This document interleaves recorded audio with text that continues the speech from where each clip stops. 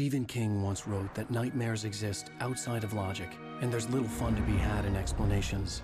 They're antithetical to the poetry of fear. In a horror story, the victim keeps asking why, but there can be no explanation, and there shouldn't be one. The unanswered mystery is what stays with us the longest, and it's what we'll remember in the end. My name is Alan Wake. I'm a writer.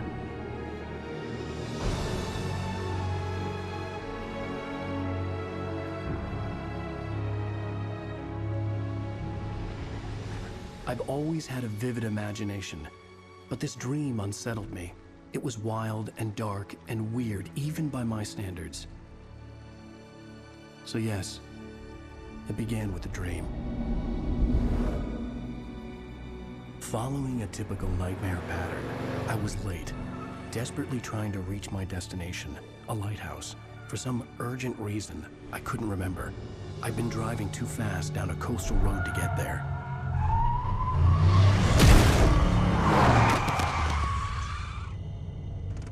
I'd seen the hitchhiker too late.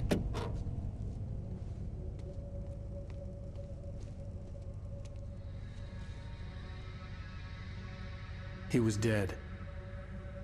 I was convinced they'd put me in jail and I would never see Alice again.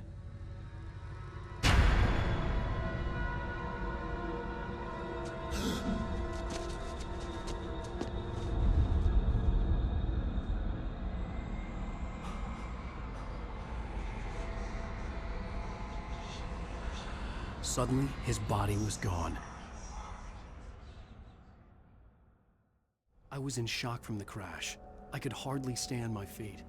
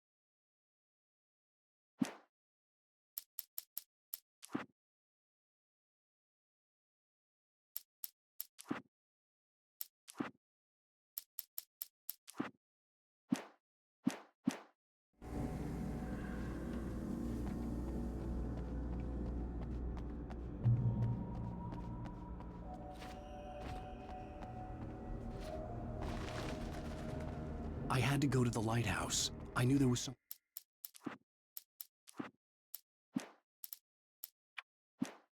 important waiting for me there.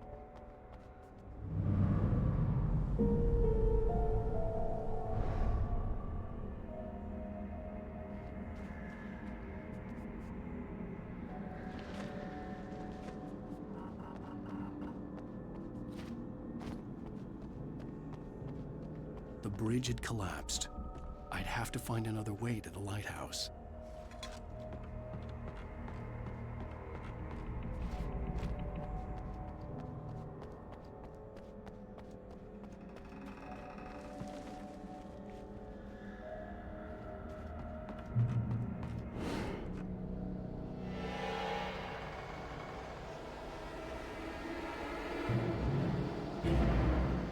You don't even recognize me, do you, Ryder? You think you're God? You think you can just make up stuff? Play with people's lives and kill them when you think it adds to the drama? You're in this story now, and I'll make you suffer.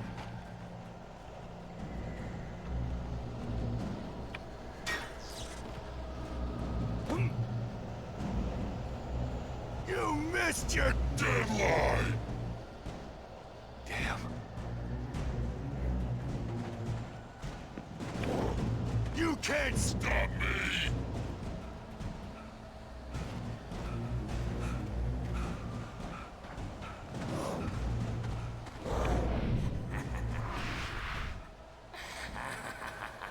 I realized that the hitchhiker was a character from the story I'd been working on.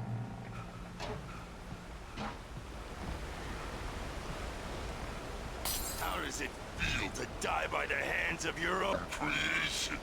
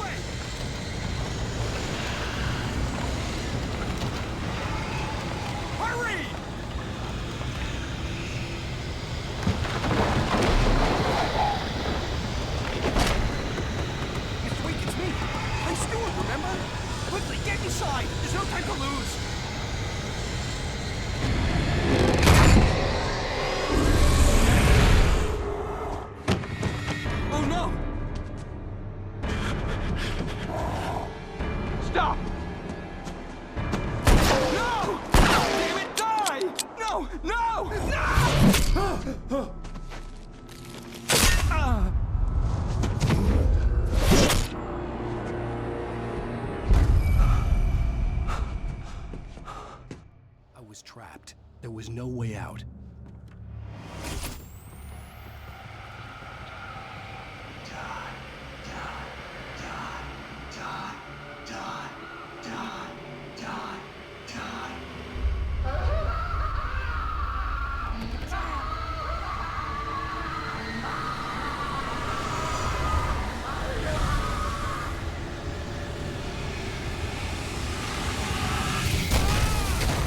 Was a death trap. I had to get out.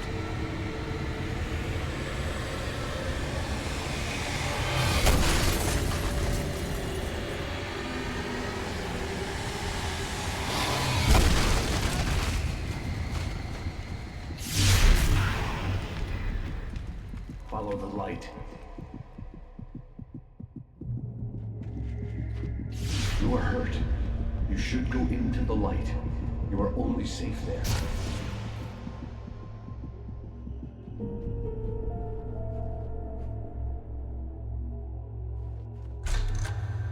Well done.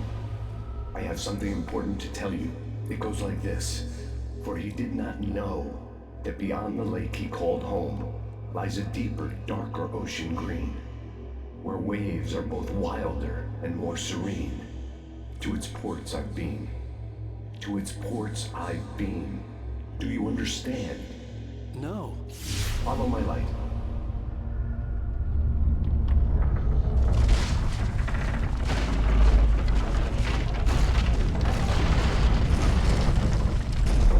I entered your dream to teach you.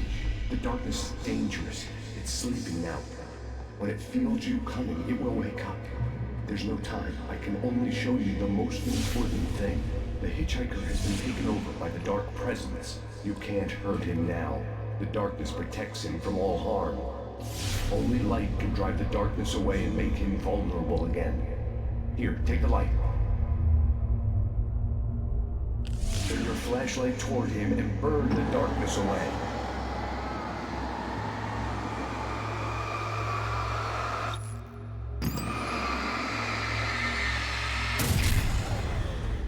You did it. Now the darkness no longer protects him, but it's still inside, controlling him. He can't be saved. He's still a threat. He is still your enemy. Here, take the gun. Now you'll die.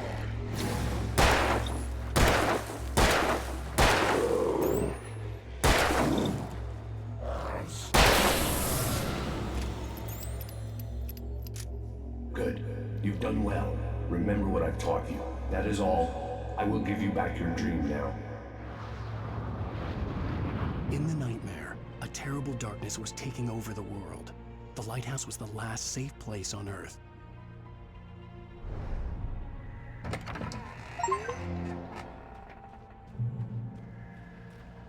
You made me this way, and now I'm gonna kill you.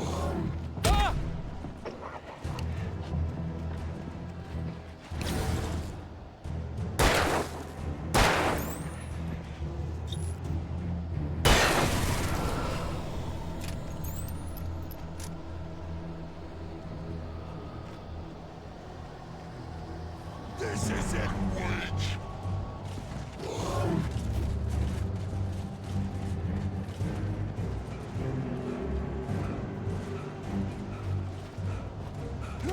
Dead. Just like...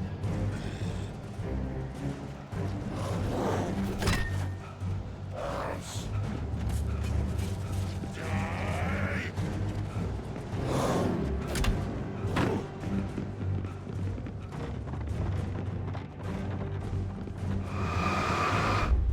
I can keep this up forever!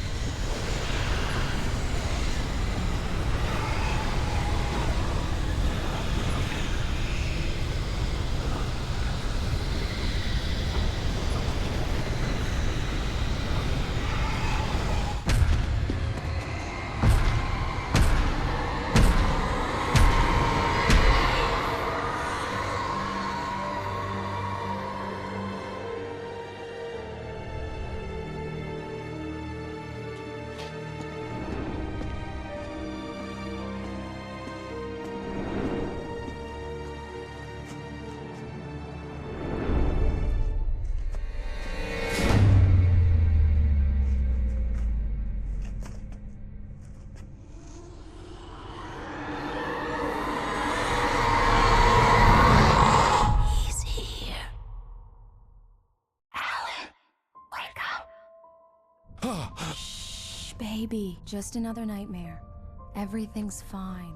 You dozed off. Right. Anything more than dozed off would be news for everyone. Cheer up, handsome. We're here.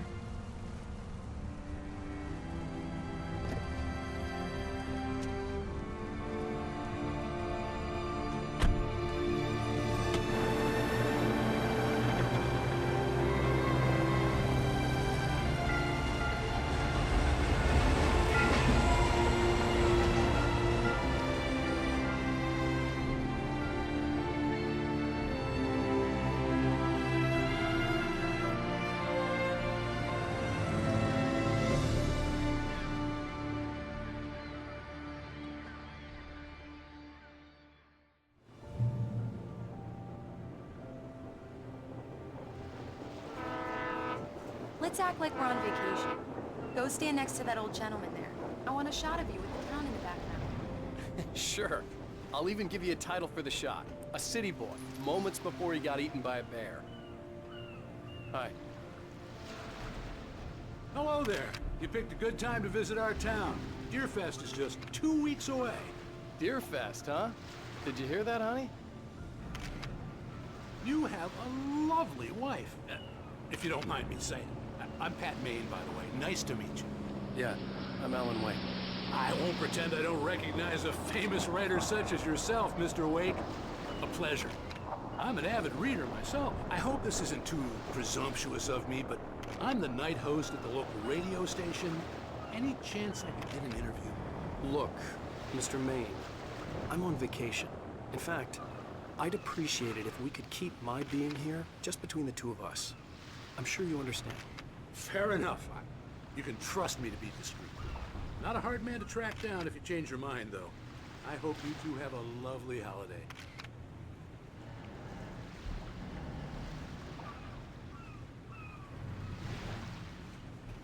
Very nice.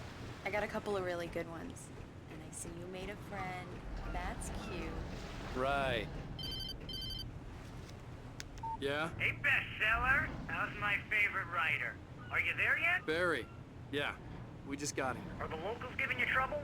Just say the word, and I'll hop on a plane and come make sure that you're left alone, Al. No, Barry, we're fine. Great, great.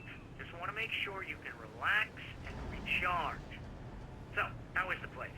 Has it gotten your creative juices flowing? Barry, we're just settling in. Okay, Al. I'll call back later to make sure you're doing okay. And you call me if there's a problem, okay? Okay. Just looking out for you, buddy. Talk to you later. I love you too, Barry. You know he's going to be calling you every 5 minutes.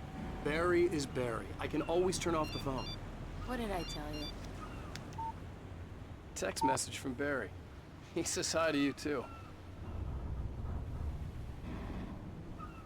Alan, we're here. Come on, let's get back to the car.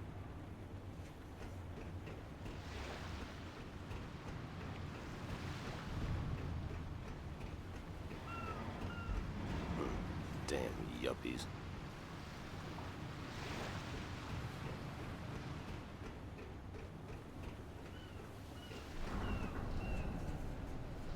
Come on, Slowpoke. You get the full service here. I've made all the arrangements. I drive the car. I'll even carry the bags. All you have to do is drag your cute butt into the car and enjoy the ride. Yeah, sounds like you've got a lazy bastard for a husband. Yeah, but I got a thing for him. Come on, you lazy bastard. Let's go. We need to stop at the local diner to get the cabin key from the landlord, a Mr. Carl Stuckey. He's waiting for us. I'll go fill her up while you get the key. I'll pick you up here in, say, 15 minutes? Sure. Alan, thank you for coming here with me. I love you too. Go on. I'll promise to behave.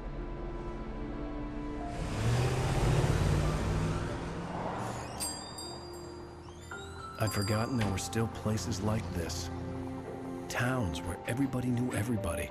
Welcome to the Oh Dear Diner. Hi, I was wondering if you could help me. I'm looking for... Mr. Wake. Alan Wake. Oh, God! I am your biggest fan. I know people say that all the time, but I really am. I'm glad to hear that. Rose. Rose, I'm looking for Mr. Stuckey. Carl Stuckey? Carl? Oh, of course, Mr. Wake. He must have gone to visit the restroom. He'll be back in a moment. I can't believe it. I've got all your books. I got the cutout from the bookstore when they took it out of the window.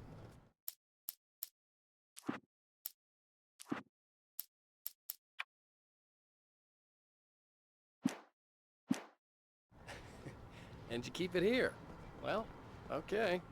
Good for you.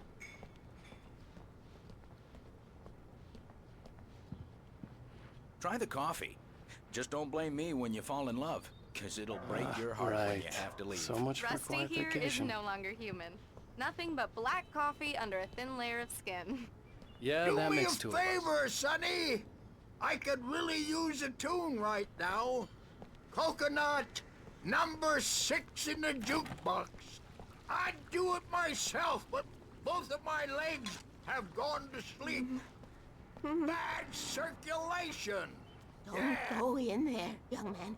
You can hurt yourself in the dark. I think I can handle it, ma'am. I didn't want to wait.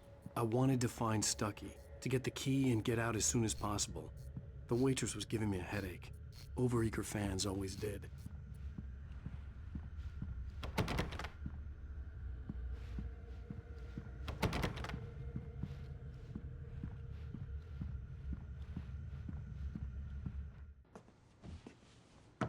Hello? Mr. Stuckey? Carl couldn't make it. Unfortunately, he was taken ill. But I have the key for you and instructions on how to get to the lake. Okay. I wish you a good stay in my cabin. I'll come by later to check how you've settled in. And to meet your wife. I insist. Thanks.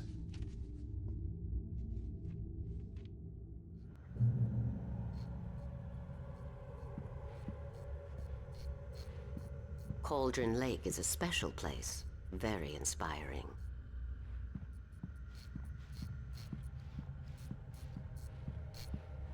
You got lucky this time, young man. You can hurt yourself in the dark. This really ought to be fixed, and then I must remind Sarah to change the lights at the station. Even that sounds better than your singing. Are you all right? Splendid, splendid! Damn hernia. It swells up like a balloon if I lift anything heavier than a spoon. Yeah, splendid, splendid. It's been a long time, Tom. Good to see you. Hey, you wouldn't happen to have a bottle on you, would you, Tom? I wish. The Andersons, they're, local musicians. We're waiting for Dr. Hartman to come pick them up. They wandered off from his clinic at the Cauldron Lake Lodge. Bye, Mr. Wake.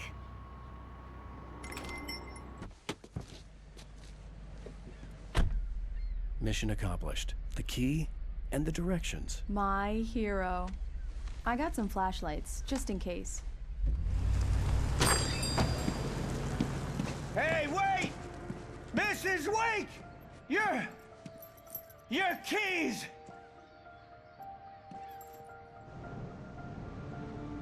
That diner was a real nut house.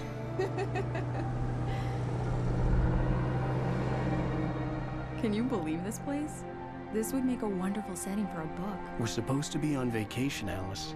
I'll figure it out when we get back home. Okay? Okay. We can talk about this later. Pat Main here on KBF-FM. I didn't want to talk about it. I wanted to bury my head in sand. Here's another one of my favorites to go with it. Once upon a time, I was a successful writer, but that was a long time ago. I hadn't been able to write a word in 2 years. Not since my last book. And now the weather. It's gonna be a clear night, so you folks in the big city might want to look up every once in a while, see those stars winking down at you. It gets pretty dark out here, but they'll light your way.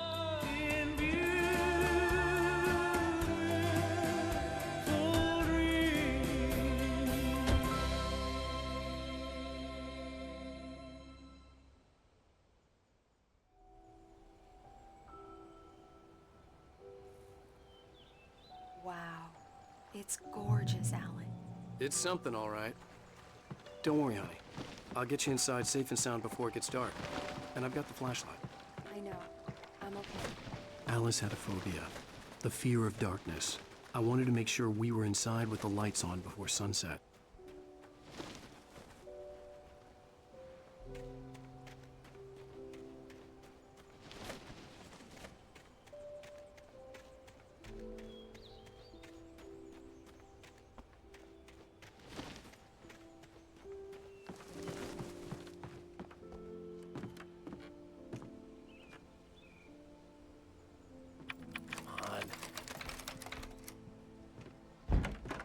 It's dark in there. We need lights. Can you figure out how to get the power on, honey?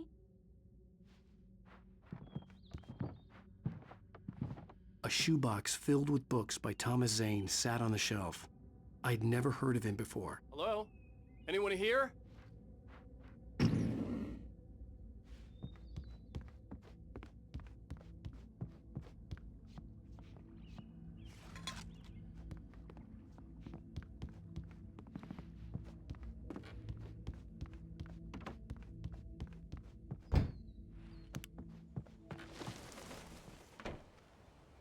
The Deerfest guests have already started to arrive. Just ran into one on the ferry. A famous artist, no less. But we'll see if we can rope him into an interview later on. Now, let's go to the phones. Caller, you're on KBF-FM.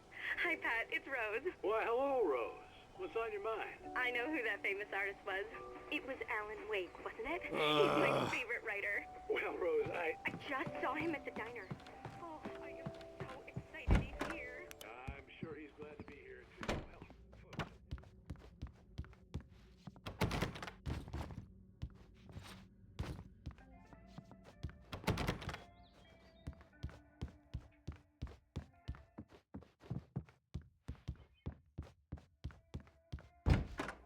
The cabin looked like a time capsule from the 60s, or even earlier.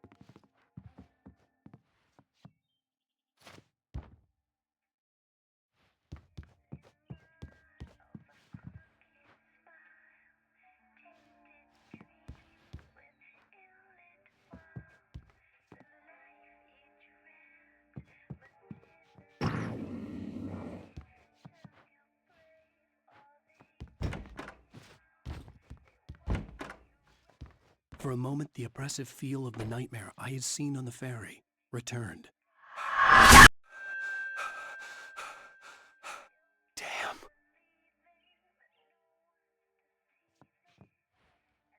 I needed to get the power running in the cabin. There had to be a fuse box or a generator somewhere on the island.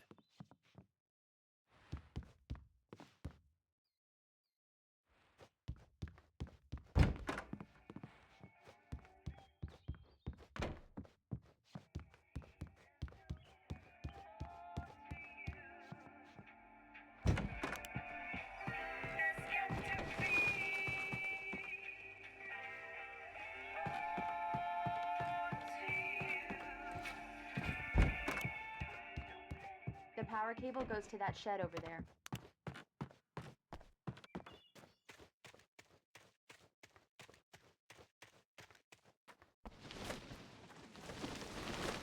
An old generator had been connected to the power cable.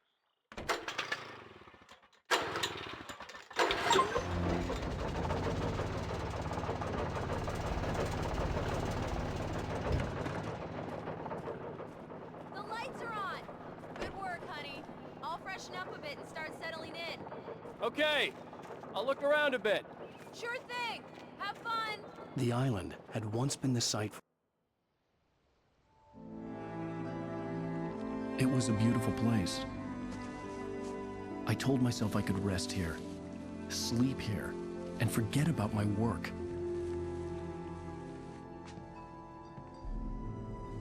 I thought we could be happy here. Maybe it would be that again.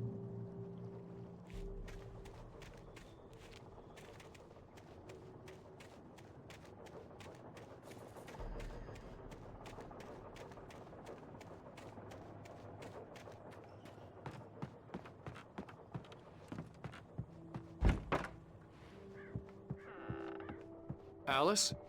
Honey? Alan, I'm upstairs. I have a surprise for you. Well, hello there. I'm not the surprise. It's in the study. Go take a look. Okay.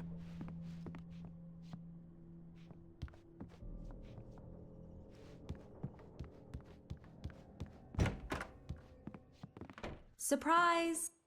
Alice? What is this? I guess I have a small confession to make.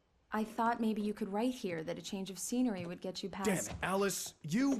Everyone Hey, just hear me out! There's a local doctor, Dr. Hartman. I read a book of his. He has a private clinic here. He specializes in helping artists. Maybe... So now you want to get me committed? No! It's not like that. That's not... Alan? Alan? Just don't! I don't want to hear it! God damn it, Alice! God damn it! I knew she wouldn't follow me in the dark. I needed some time alone to think things through.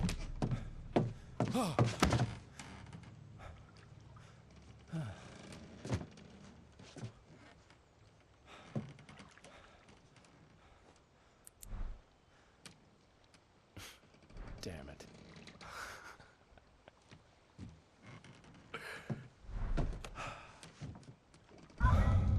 Alice? Alice? Alice! The cabin had gone dark. All the lights were out. All the lights were out.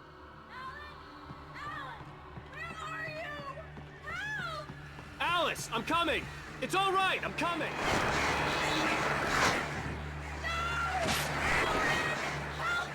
What the hell?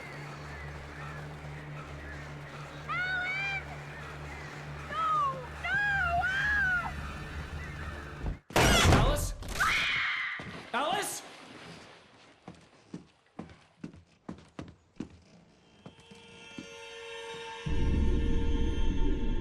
Oh no!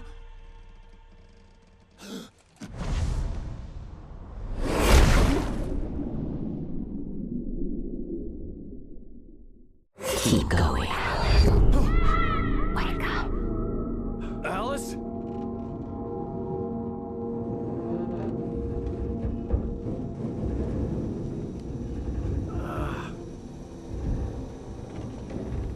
Waking up in the crashed car felt like I had woken from one nightmare and entered another. I couldn't remember how I got there, All I knew was that something terrible had happened to Alice. The phone was dead. I'd have to find help on foot.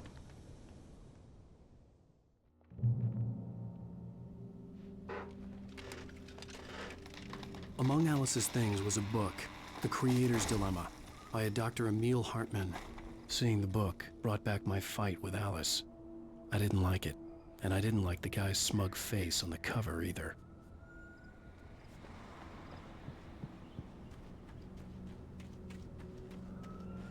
The gas station was my best bet.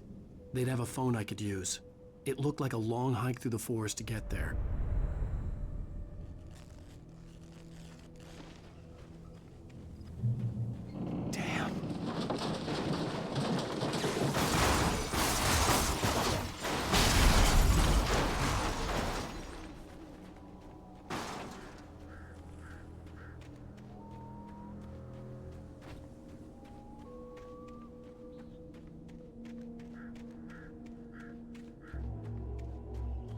Hello?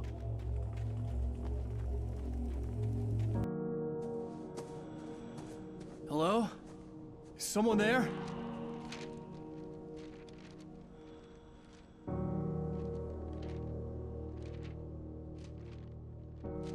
The loose sheets of paper were pages from a manuscript entitled Departure. That was the name I planned to use for the next novel I had never gotten started. I was named the author. I hadn't written it. I couldn't remember writing it. In the scene on the page, the hero was attacked by an axe murderer in the woods at night.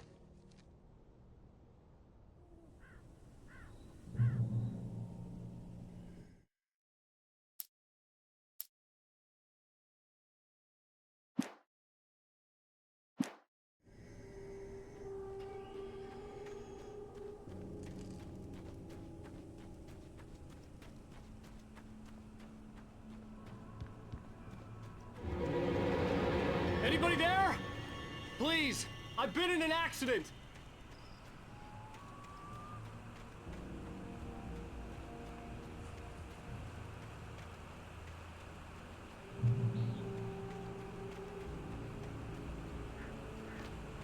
The lights up ahead were a good sign. Maybe I wouldn't have to hike all the way down to the gas station to find a phone.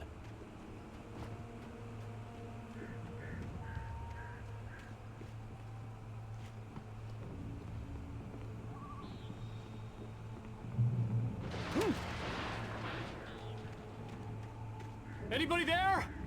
Please, I've been in an accident. Hey! Hey, you! Phil! There's been an accident. I need help. Listen, I need to... Premium cabins for rent in... Nightfall! Oh, hell. Carl Stuckey. Pleased to meet you. Non-refundable reservation deposit required. Fair and square. and square.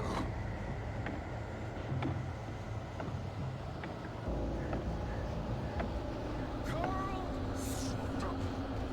Pleased to meet you. Premium.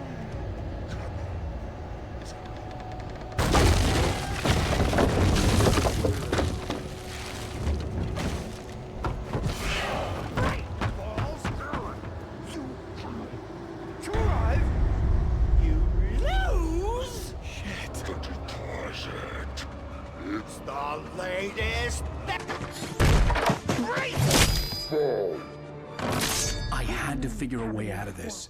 Any second now, and Stuckey would be knocking on the door with his axe like Nicholson in The Shining.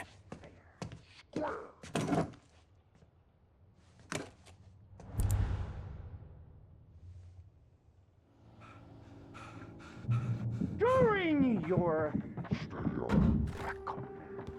trying Walking. it's the latest thing in Yes. Assembly. Right Falls Sheriff Roland. Station. let you Hello? one Down. you can see the those colors.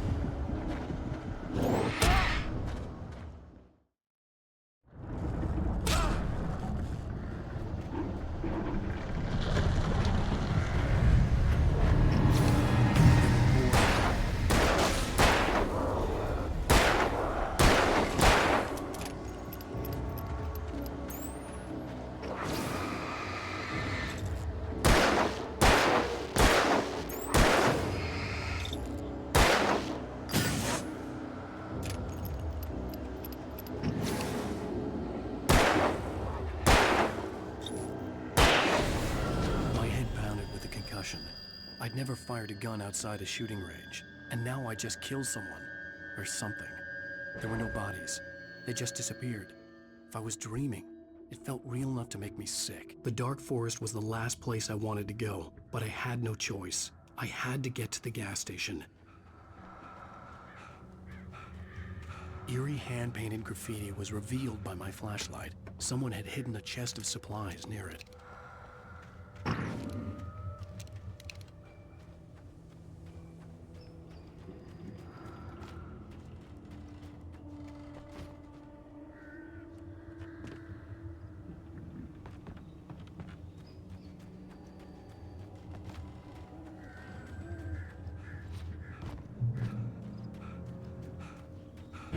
It's rabbit season!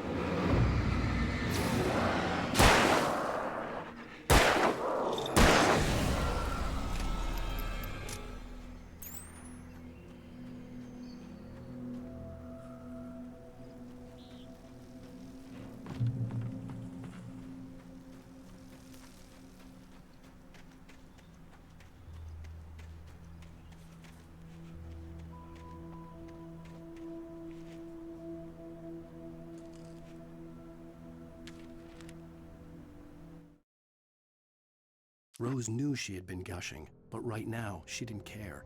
As far as she was concerned, her brief meeting with Alan Wake was literally the high point of her life. She watched as he got in the car with his wife. She was pretty, confident, at ease with Wake. Not like Rose. They were perfect for each other. She'd have given anything to be called their friend.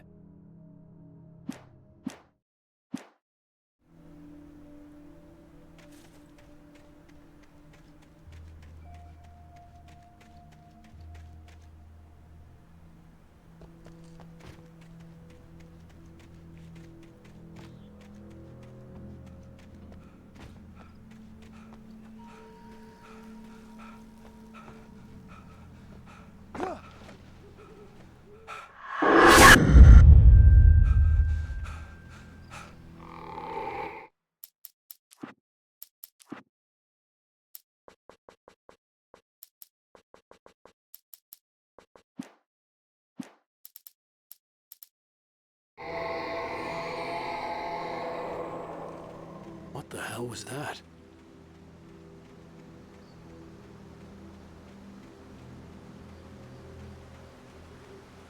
When I saw the river below, something uncoiled itself inside my head. I realized that I'd have to find a way across. I didn't even want to look at the water.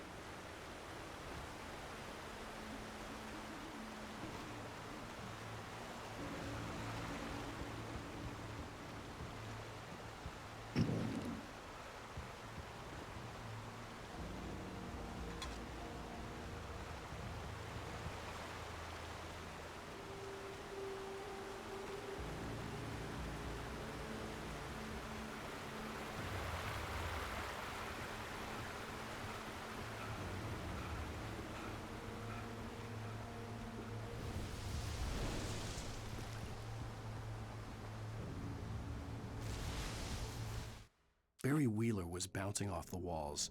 He jumped on a plane after his calls were ignored by both Al and Alice for several days. It could mean that they were both on a second honeymoon, but Barry didn't buy it. Al had been way too unstable for that, not sleeping, messed up. Barry had years of experience dealing with Alan Wake, and he couldn't ignore it. Something was wrong.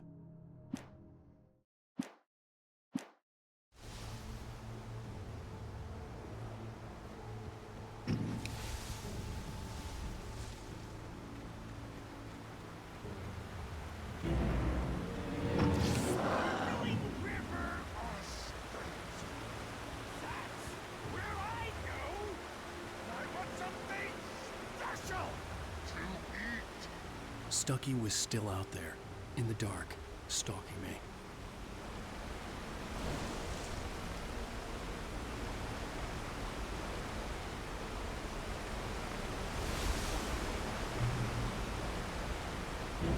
Logging is a hazardous occupation.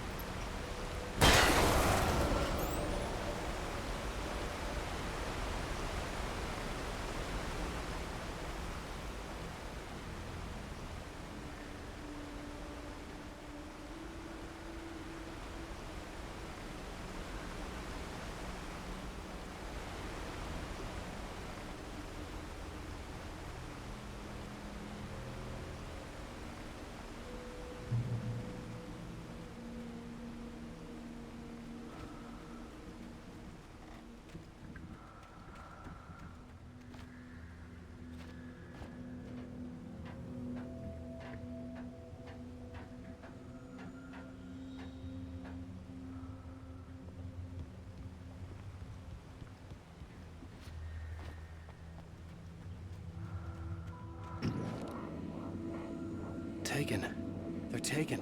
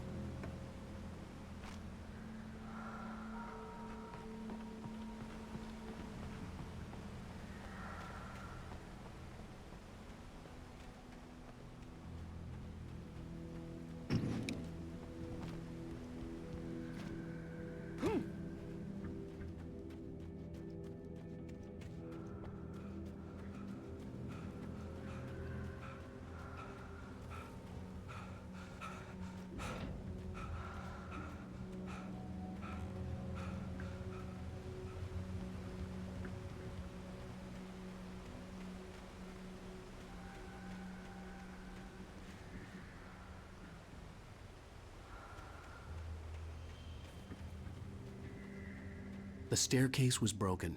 I had to make my way up some other way.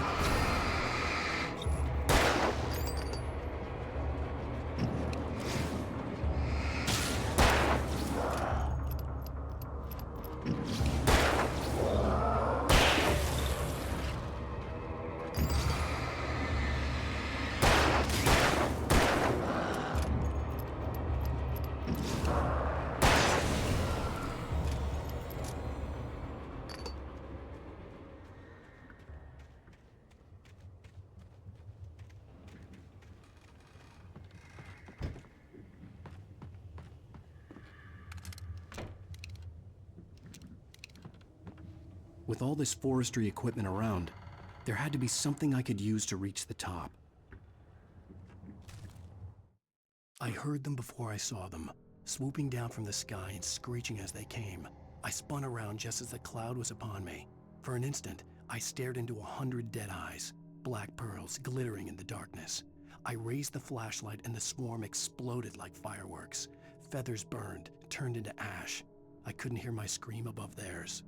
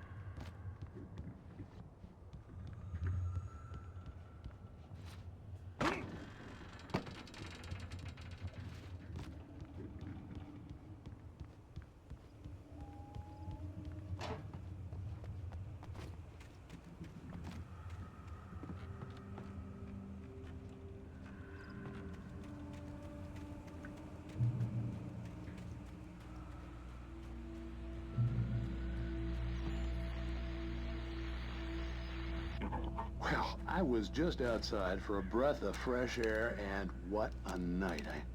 I know most of you are probably in your beds by now, but if you're still up and around, take a moment. Step outside for a spell and breathe in deep. The weather is absolutely still. The sky is crystal clear. It's like the forest is quietly breathing along with you. I wish I wasn't cooped up in the studio. Makes an old man like me wish I could just roam wild. But here I am, and it would keep you company all night long if I weren't. It looks like I'm not the only one staying up late. Caller.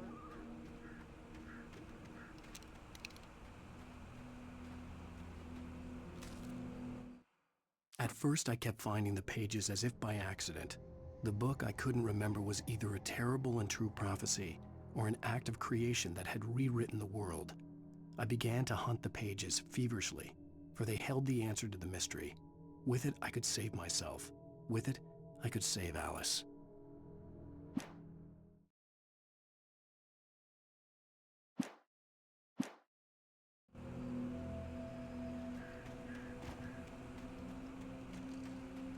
The gas station was closer now, its light welcoming in the darkness.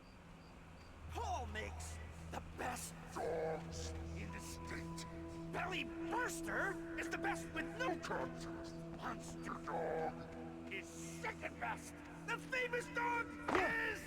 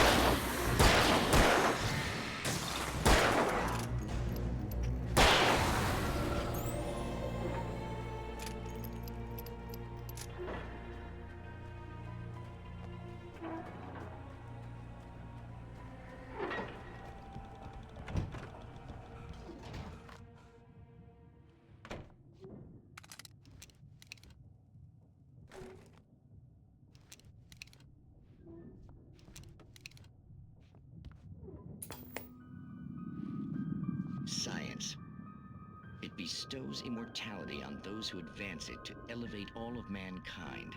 Newton, Einstein, Sagan, princes among men. But the price for such a legacy is steep indeed. In Night Springs. Tonight's episode, a quantum suicide. If our lives are already written, it would take a courageous man to change the script. Having called a press conference, Dr. Barclay Colvin is about to demonstrate that very courage. Ladies and gentlemen of the press, I am Dr. Barclay Colvin, and I'm glad so many of you could join me.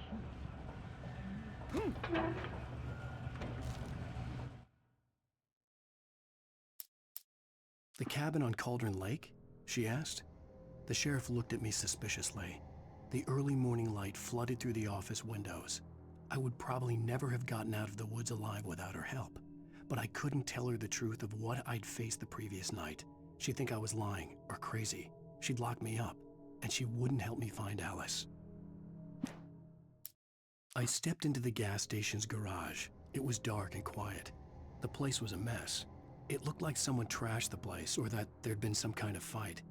Light spilled into the room through an open door at the back, and I made my way toward it. Without any warning, I was blinded by a bright light. An old portable TV on the shelf had come alive by itself. Impossibly, I could see myself on the screen, talking like a madman. Departure by Alan Wake. The man turned to face me.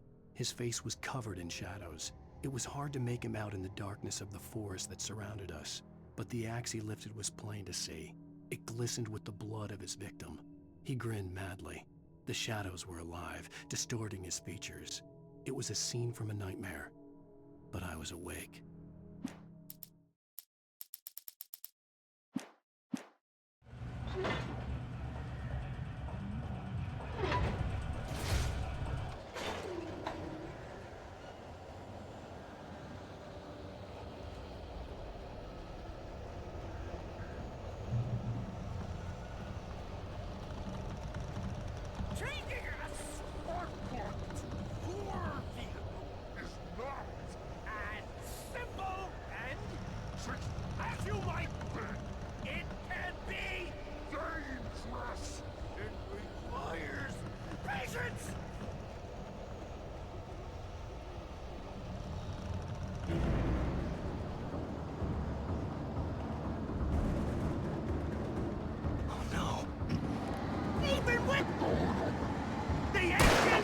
Takes hours to cool!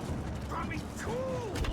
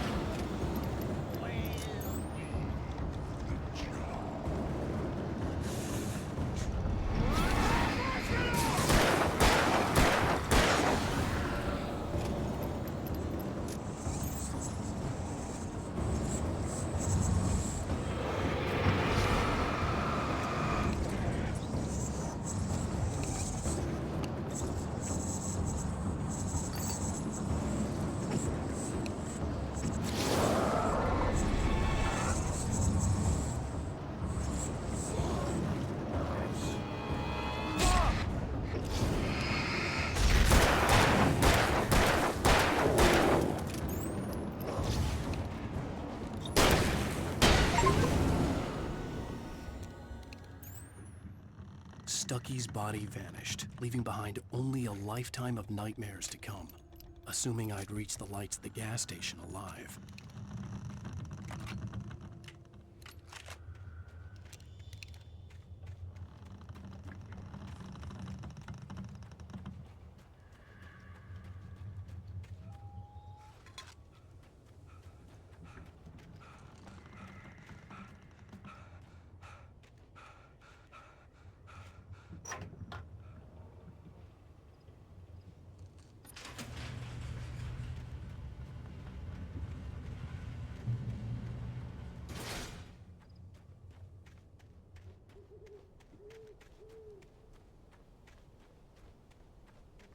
I recognized the parade float I had seen in Bright Falls when I first arrived with Alice.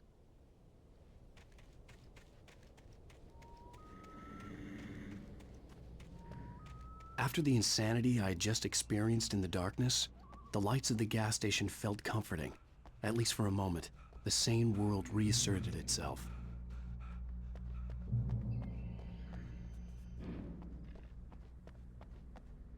The Deer Fest had been 2 weeks away when we arrived. If the day count on the banner was right, I was missing a whole week between the night we got here and now. The garage was a mess. It looked like someone had trashed the place, or that there'd been some kind of fight. I'll write. I'll keep writing. Outside, there's only darkness. Outside the cabin, outside the story, there's only darkness. I can feel her presence in the dark. Just now, I could smell her perfume in the room. I'll reach her, I'll fix it up. I'll bring her back. The story will come true. If I stop, she's lost.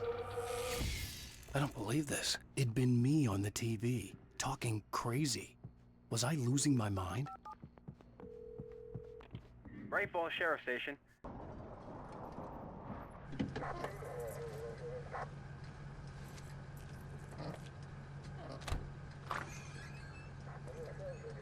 Oh, thank God, Sheriff.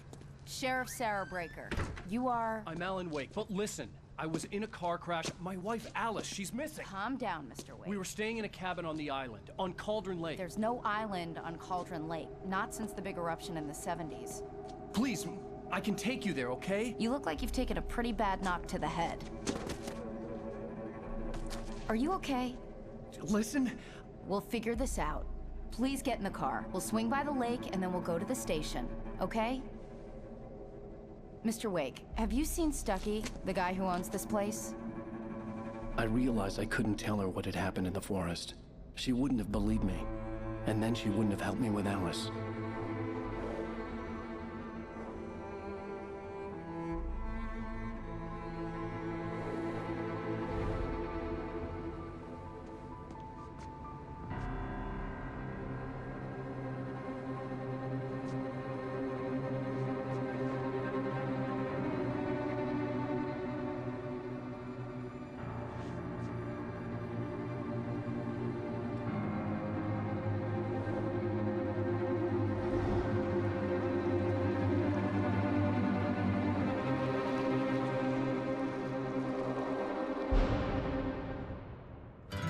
A candy-colored clown they call the Sandman tiptoes to my room every night, and just to sprinkle stardust and to whisper, go to sleep, everything is all right. Previously on Alan Wake.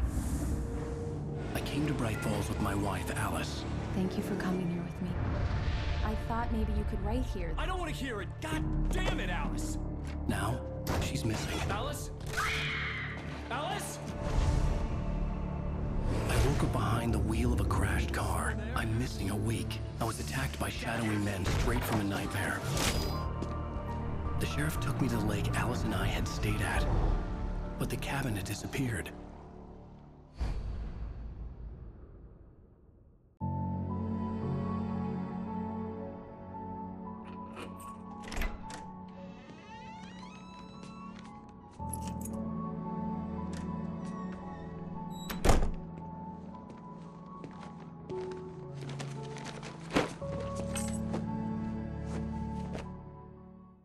Honey, I'm home.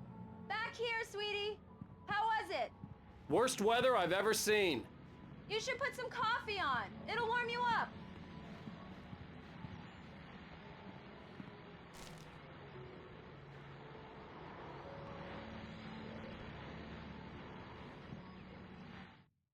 This was a late goodbye. 13 years after I'd gotten my revenge, it had finally caught up with me. It had been a long time to bear the pain. My blood painted the snow red. A gruesome slushy dissolved all the scattered painkillers and leisurely dripped down to the sewer, mingling with the bile of the city, becoming one with it. I can see them now, my wife and my baby. Honey, I'm home. It's true what they say about the fall and the sudden stop at the end.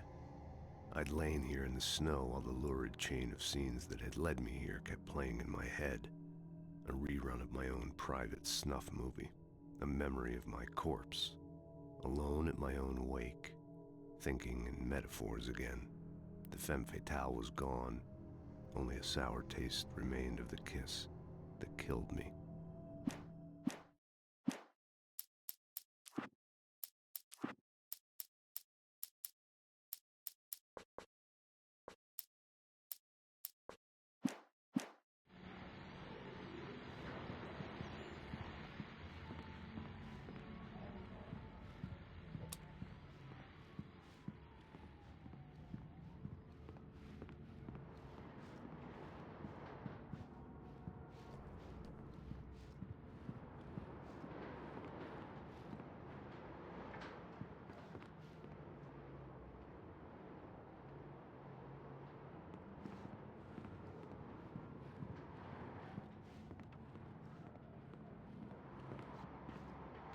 Coffee's on. Great, thanks. I'll need it if I'm gonna finish this by tomorrow. Oh, hey, I just finished those cover mock-ups. They're on your desk. Tell me what you think. No kidding. I didn't think you'd get them done this quickly. On occasion, I can perform all sorts of miracles, my dear. Oh, really? Well, you seemed to think so last night.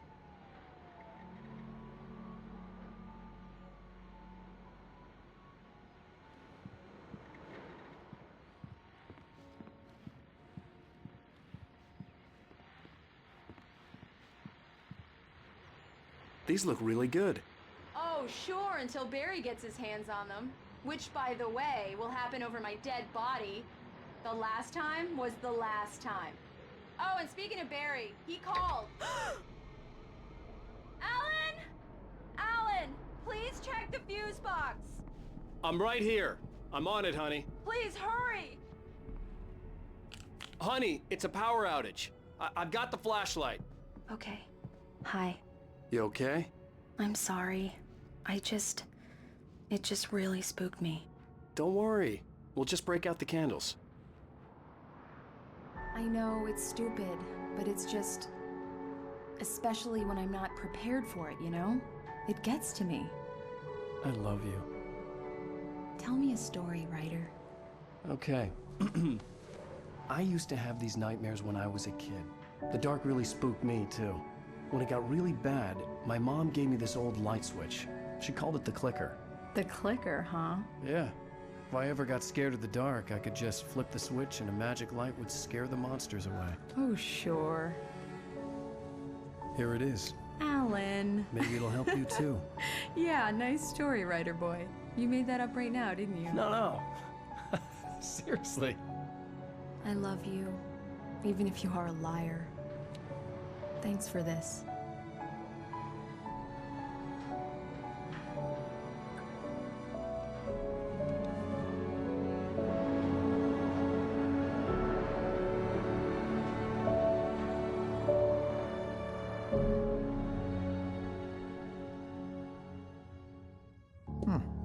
How do you feel, Mr. Wake? Any nausea, disorientation, anything like that? Mr. Wake, how are you feeling? I'm okay. My head's fine. I had to lie about my headache and memory loss. He'd send me to a hospital for tests. I couldn't leave without Alice. Very well. I don't think you have a concussion, but you've obviously been through quite a shock. You should take it easy for a couple of days. Thanks. Well then, Mr. Wake, we're done here. If the pain gets any worse or you experience any other symptoms, you should come see me. I'll let you get on with it then. Sarah, Sheriff Breaker, is waiting for you. She's very good at her job. I'm sure she can locate your wife in no time. Doc Nelson was the image of a small-town doctor. Sheriff Breaker had called him to the station to take a look at the cut in my head.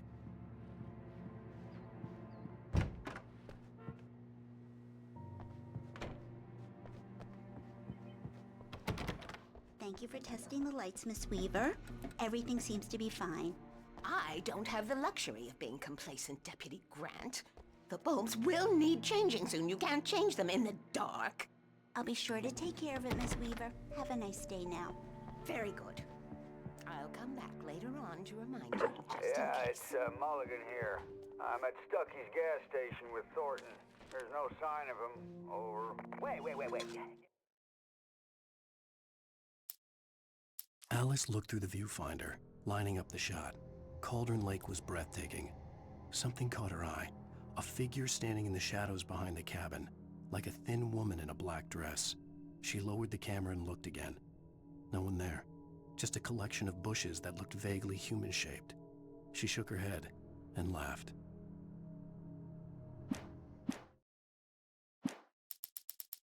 This is Thornton. Look, we've located the brake float. It's here. Mr. Wake, the sheriff is waiting for you in her office down the corridor. That was Cynthia Weaver. I guess you can call her the town eccentric. She used to be the editor of the local newspaper, but she's focused on, other things these days.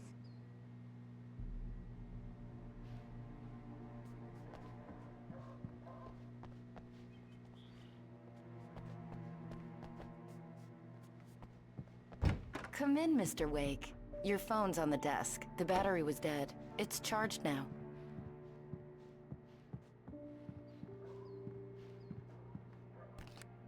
Have you started looking for my wife yet? My men are already on it. Now, can you tell me what happened? I'm not sure. I can't remember. We were arguing. I walked out of the cabin. The cabin on Cauldron Lake? How did you end up at Stucky's gas station? I wanted to tell her what had happened last night, but I couldn't. She'd lock me up. Excuse me. I need to take this. Hello? Alan, please help me. Alice? Stop talking to the law. You'll do exactly what I say if you ever want to see your wife again. Who is this? Go to the back lot. There's a hole in the fence on the left. Look inside the junker. I left a little something there to convince you we're all on the same page here. After you ditch the cops, you're gonna meet me in Elderwood National Mr. Park. Wake, can I There's a help spot you with called anything? Lover's Peak. Midnight. Don't do nothing stupid, pal. We're watching you. I need to get some air. The sheriff said I could go out back. I couldn't go anywhere yet. I had to play along with the caller. Alice's life was at stake. He's one of our regulars. I thought he quit drinking for good. Hey, mister! Hey, can you turn the light? The light's on! The deputies, they don't understand. They won't listen. Hey! Hey, you! Can you help me? Can you turn the lights on? Thank you, man, thank you. Hey, you're alright. You're a good guy. Don't let anybody tell you different. You know, I shouldn't even be in here. The cops, they got it all wrong. See, sure, I beat him up, but I wasn't drunk. I mean, I wasn't drunk at the time. I only got drunk afterward. Okay, listen, you gotta listen carefully now. Here's the kicker. That wasn't Danny. No, sir. It only looked like him. You wanna know who it really was? I'll tell you who it really was. It was a goddamn space alien!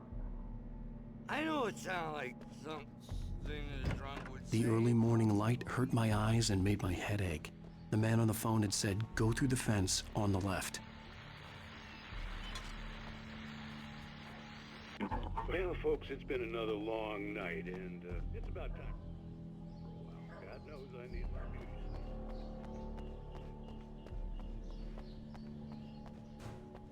Busy night with the sheriff. Broken windows.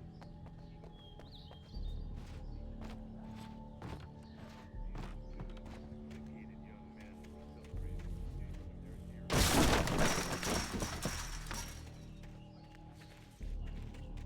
Alice's driver's license had been placed on the front seat. The caller meant business.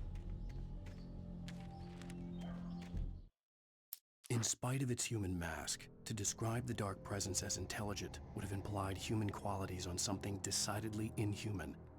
Nonetheless, it found the one spot in the diner that was dark enough. Some light spilled into the corridor, ravaging it, But it took the pain. Horrible as it was, the writer would soon fix that. He would be coming to the one place where it still had power. The kidnapper fired his gun one last time, and the shadow vanished into the darkness it had come from. See? Nothing to it, Wake. The thought of Alice in his hands was revolting. We stood on the wooden platform of Lover's Peak, the waterfall on the mountain behind us, the lights of the radio mast blinking red in the heights above. I fought with the urge to take a swing, force myself to speak. Let's cut the act now. Where's my wife?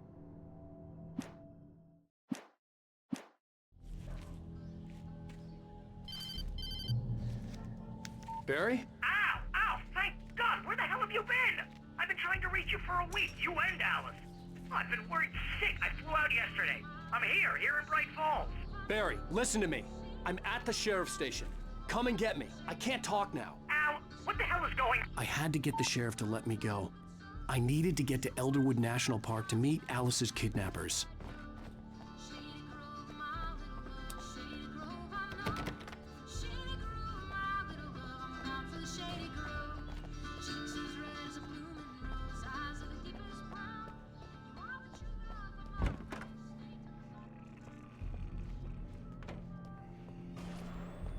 A writer is a light that reveals the world of his story from darkness, shapes it from nothingness. The way a sculptor carves a statue from a block of granite. If I stop, the world I'm making dies. Darkness will reclaim it. It's a long, hard journey into the dark. Alice's life is at stake, but I can't think about that, or I'll lose it. The dread lingers at the edge of perception. I'll push on. Anything is possible here. I'll write the story. I'll save her. Marvelous, Sarah. I just wanted to settle all the damage the Anderson brothers might have inadvertently caused on their recent and... Are you feeling any better, Mr. Wake? I'd like to leave. Am I free to go? Well, we still need to talk about... Am I under arrest? No, of course not. But I need to know where you'll be staying so I can get in touch with you. I'd avoid the motel. The Majestic is known for its roaches. The cabins at Elderwood are pretty nice, though. That sounds perfect. I'm Dr. Emil Hartman. I'd like to invite you to stay at Cauldron Lake Lodge. Did you talk to my wife? I had the pleasure of discussing your situation with her on several occasions. Did you set something up with her? I invited her here. My clinic is a place where... Oh! Hey! Oh, my! Take it easy. Hey, nobody move! Get your hands off of my client! Who are you? I'm Barry Wheeler, his agent. If you have business with Mr. Wake, you talk to me. You yokels won't know what hit you once I sick my lawyers on your asses. No harm done, Sarah. I'm all right. I don't want to press charges. Mr. Wake, my offer still stands. Get me out of here. What the hell was that about, Al? We don't need a replay of that thing with the paparazzi. I thought they were gonna lock you up. I had to talk to someone.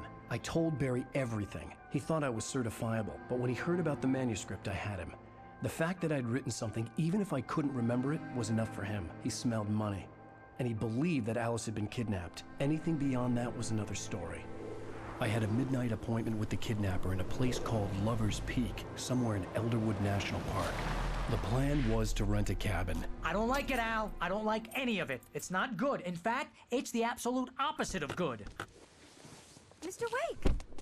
Barry, you found him. Hi, Rose. Oh, wow. I was just thinking about you, too. Great. I was just bringing Rusty some coffee. He's on the balcony, looking after Max. Poor thing. I really need to go. Great to see you again, Mr. Wake. Later!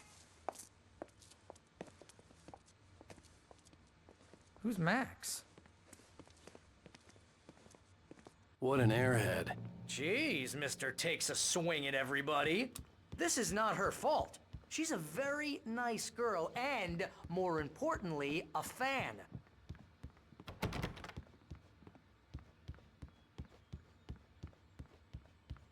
She even has a fan site dedicated to you.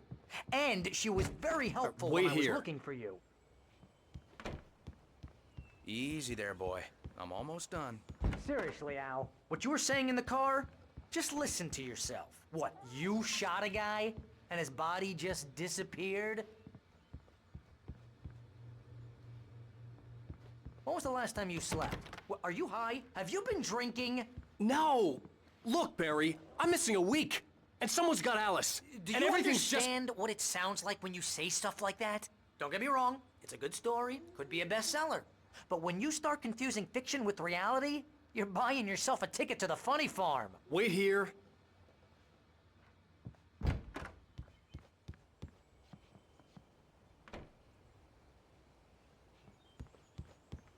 Hey, Rusty, right?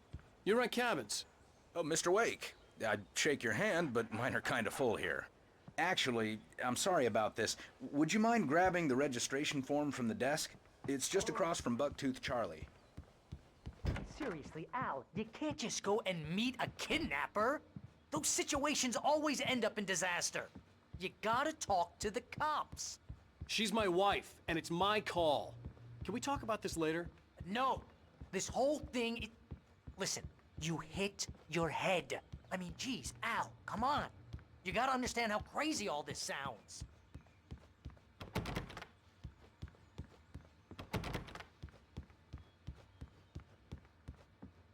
If you're trying to pull a joke on me, freak me out, it's working.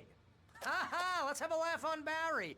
Well, you had me going there real funny, Al. You can quit it now.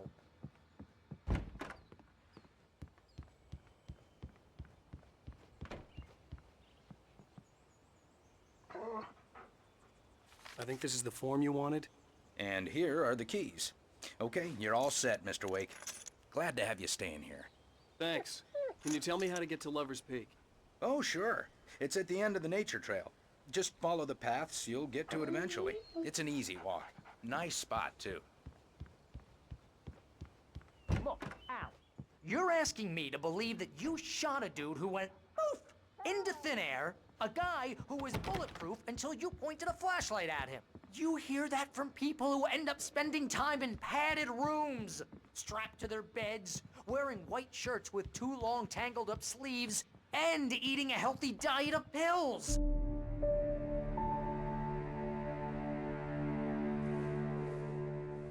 That's just crazy talk, Al. Al? Al? We should go to the sheriff or call the FBI. Damn it, Barry, they'll kill her! This is not a goddamn debate, Barry. I'm going to Lover's Peak. He said to come alone. Okay then. I understand. You're my best friend, and I'm worried that you're not right in the head. Tell me what to do to help, and I'll do it. You stay here, and if I'm not back by morning, call the cavalry.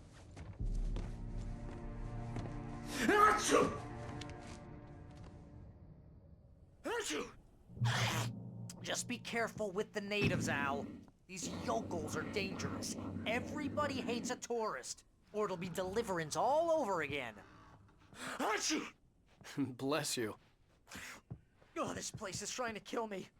I'll bet there's mold in here, spores, poison ivy, God knows what. This is so not worth a 15% commission. Real funny, Al. Real funny. Ha ha! Thank you! I'll just sit here in the dark till you come back. Or until I get eaten by a grue.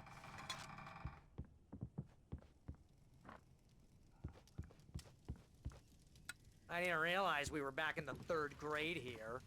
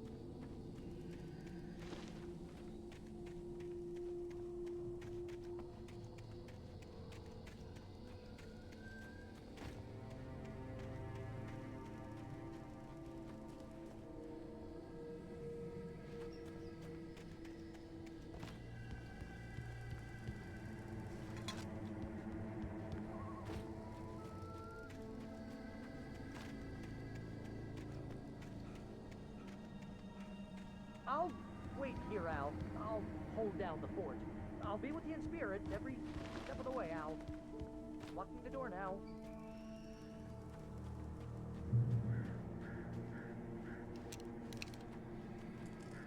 Barry had the keys to the car he rented. Wasn't a long walk to the visitor center, and it wouldn't be any use to me in the forest. Barry had never gotten along with Alice, but he knew Alan loved her with an almost frightening intensity. And now something had happened to Alice. And here was Al armed with a gun and saying things people got put in padded cells for. It was as if his friend had experienced a massive psychotic episode and was now totally disconnected from reality. It scared the shit out of Barry.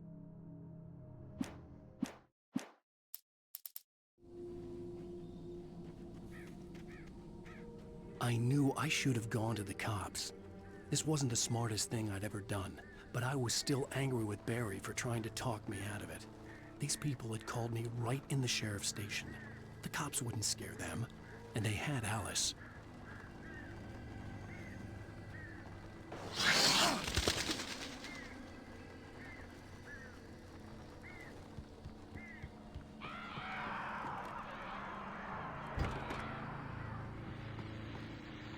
Welcome back to the show, folks. As promised, our very own Dr. Nelson has just parked his rear end in the studio. Doc, what's your Deerfest plan like? My plan? You make it sound a lot more organized than I ever seem to manage.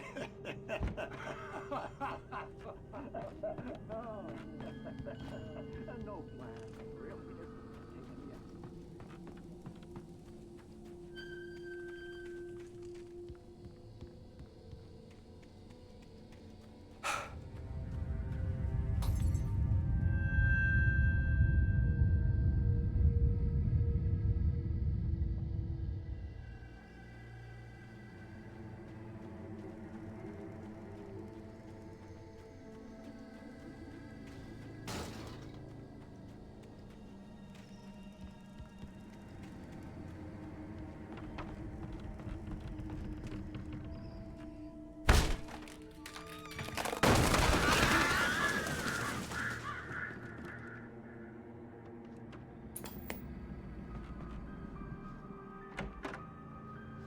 Crime and punishment.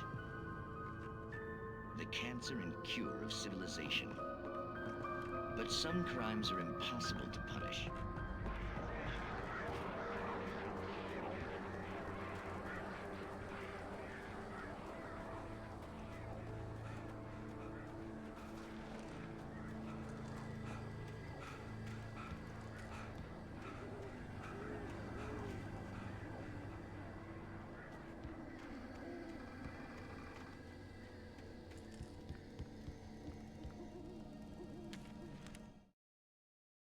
Rose knew that Rusty was in love with her, and she liked him too. She liked him a lot. He taught her to dance, and life had certainly taught her the value of a man who was gentle. He treated her well, made her smile, made her feel good. But Rusty wasn't the prince of her dreams, and that tended to underline the unbearable truth. She was no closer to that Hollywood magic than he was.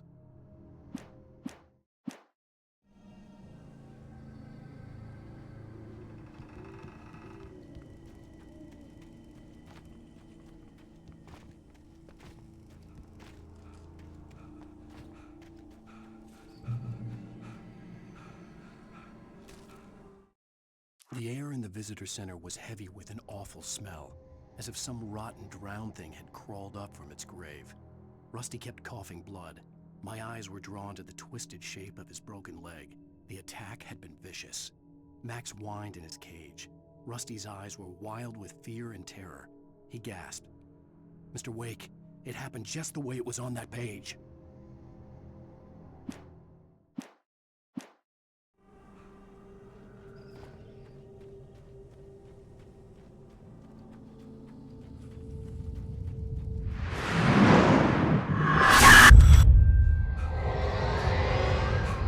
The vision left me weak.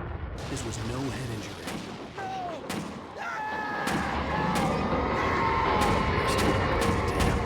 Rusty, hang on! I'm coming! Please, help me! Help me!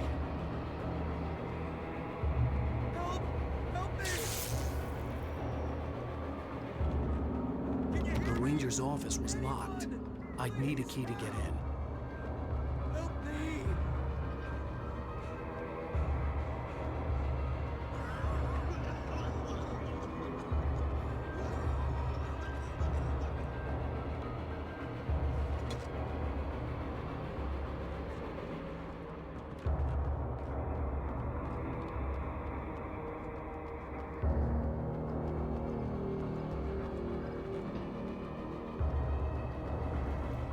Hello? Back here! I'm back here! Hey, please help me! Mr. Wake? Oh, hell. It happened just the way it was on that page. I found. Came true. It knew. So dark. It'll come back for me. You must. The lights. In the office. I have the key.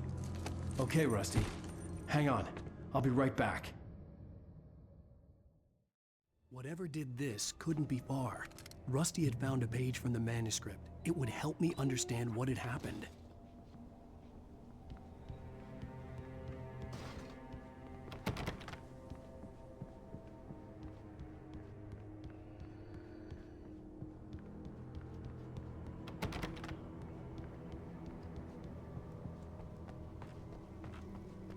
The only way to make sure that Rusty was safe was to get the power running and the lights back on.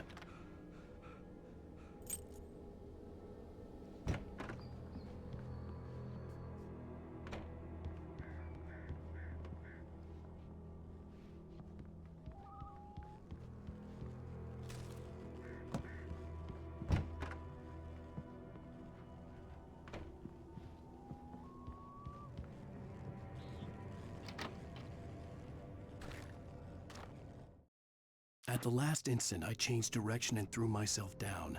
The axe splintered the trunk of a tree. I stumbled into the pool of bright light. My lungs burned. I was too exhausted to move. I tensed as I waited for the killing blow, but it never came. I raised my head. Nothing moved in the darkness beyond. For the moment, bathed in the cold light, I was safe.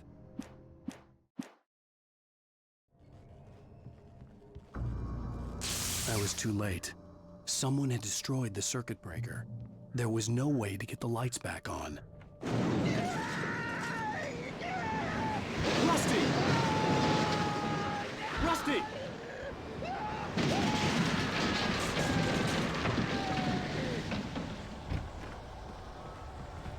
The ground was covered with oily patches that looked like liquid darkness. I just need hunting licenses.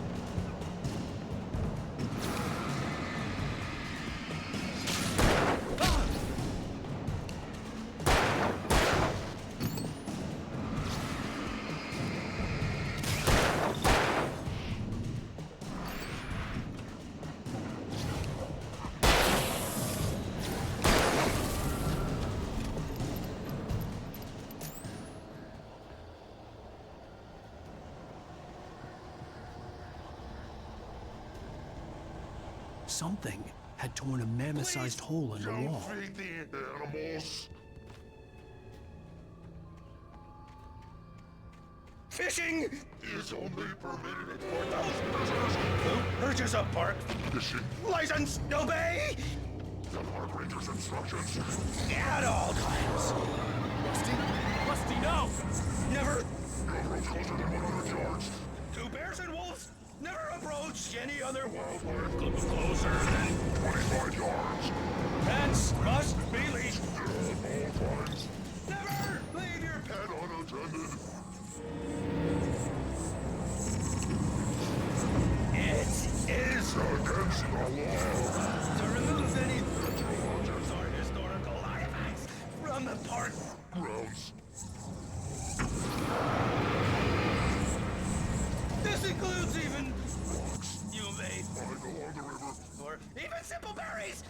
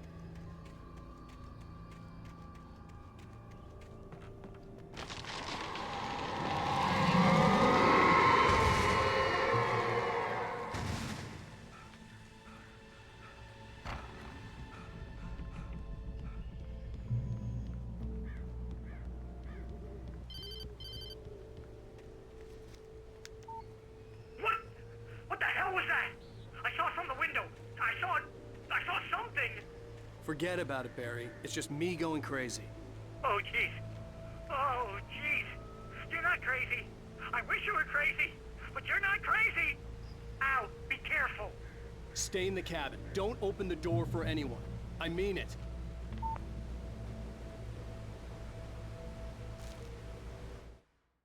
In that last instant of consciousness, Rusty thought about Rose.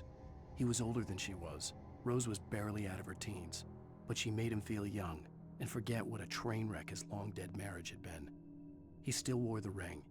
He'd been waiting for her to tell him to take it off. Now she never would.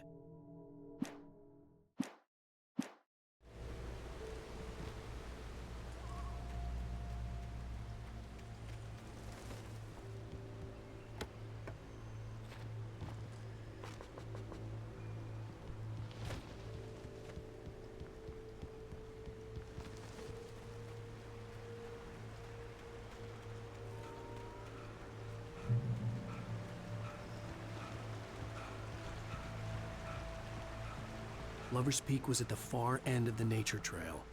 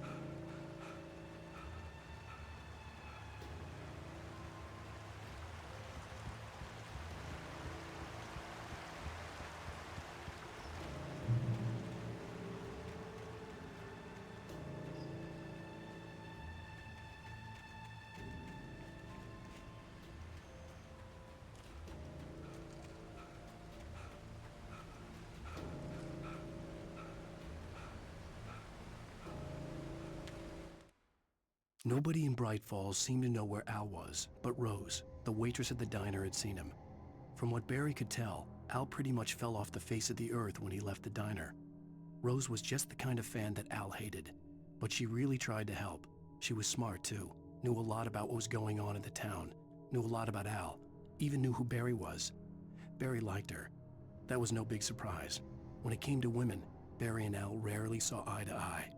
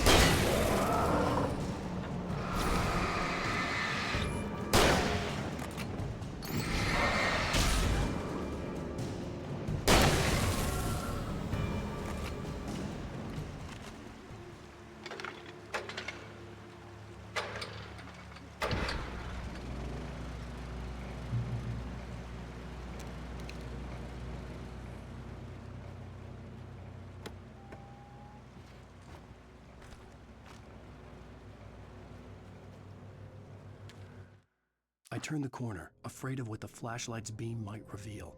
Suddenly, a roughly painted symbol of a torch glowed in the light. Behind it, hidden by a rock, sat a battered metal trunk. It was here for a reason, packed with supplies, batteries, flares, ammo, things you need to make it through the darkness of the night. Something left behind by someone who knew what I knew, and more.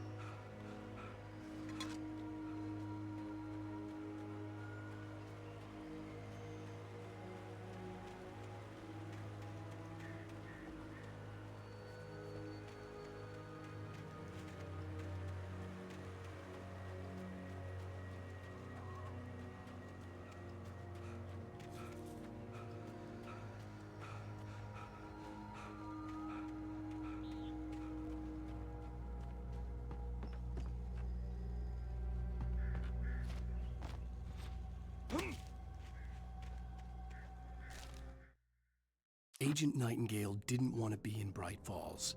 These little communities revolted him, and he didn't like the trees or the coffee. He now knew that impossible horrors lurked behind the storefronts and smiles. He desperately wanted to turn the car around and just drive until he passed out or ran out of road and booze. But he had a job to do. He had a rider to catch, at any cost.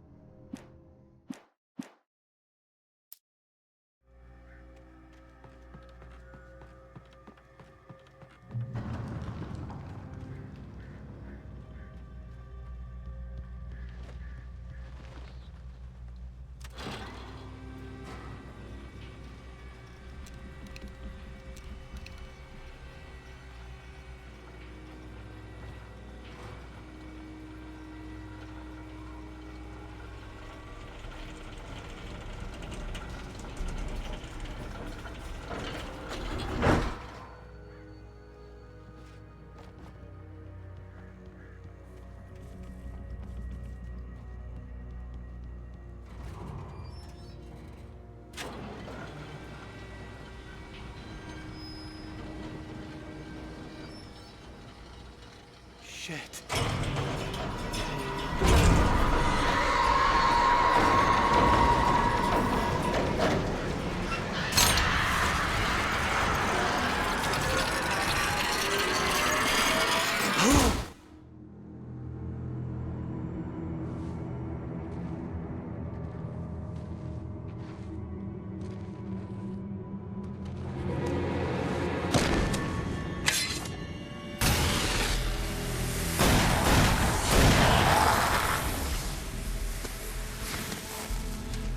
We gotta get moving. More of them coming.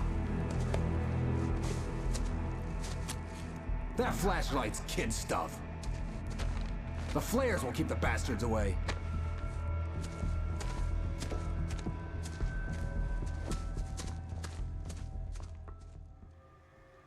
You can see them too?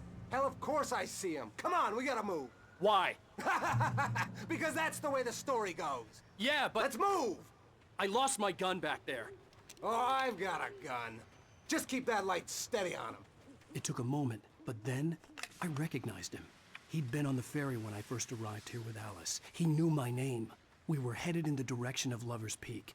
There was no way this was a coincidence. He was the kidnapper. Come on, Wake! You better keep up.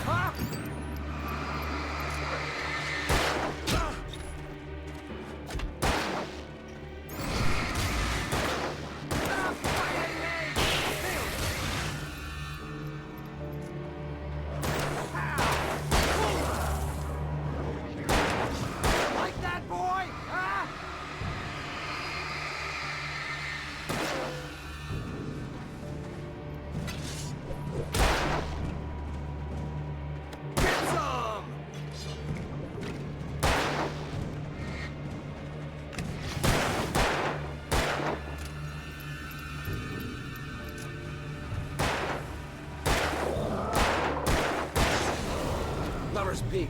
Right up these stairs, Wake. Use the flares from the emergency box to hold them off while I get these boards off. Give me the gun. Yeah, no can do, Wake. Are you kidding? Give me the gun! No time for back talk. Hold them off, damn it!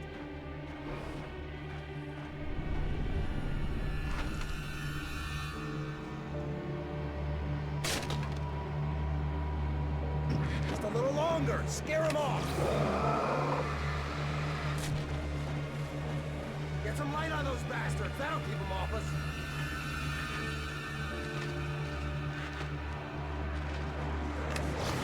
Just a little longer. I almost got it.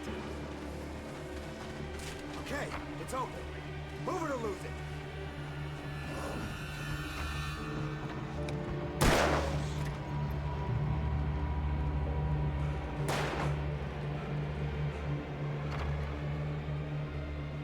Better get ready.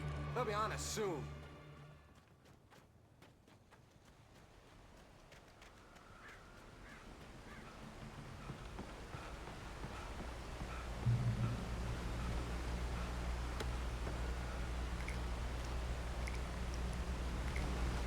is it, Wake. The last stand. There's more flares here. Get ready. We fight them as long as they keep coming. Give me the goddamn gun! They're coming! That's not how this goes. Get with the program, Wake.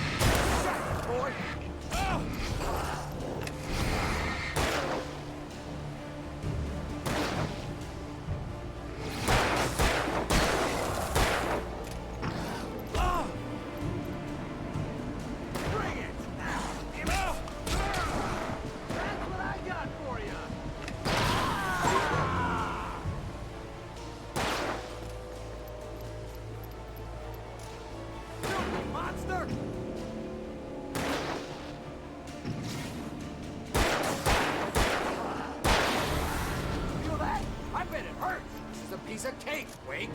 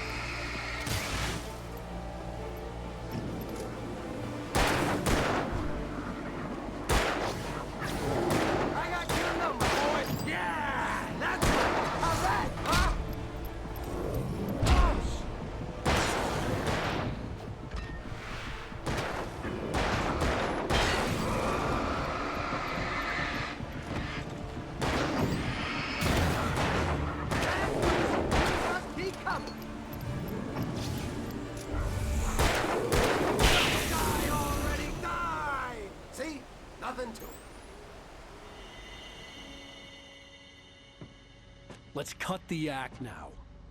Where's my wife? I knew you were gonna say that. I read it all before. You're a hell of a writer. Congratulations. You're gonna bring about something glorious and terrible once we get you some proper editorial control. What the hell are you talking about? Where's Alice? I want the entire manuscript, or she's gonna suffer bad. You touch her mouth.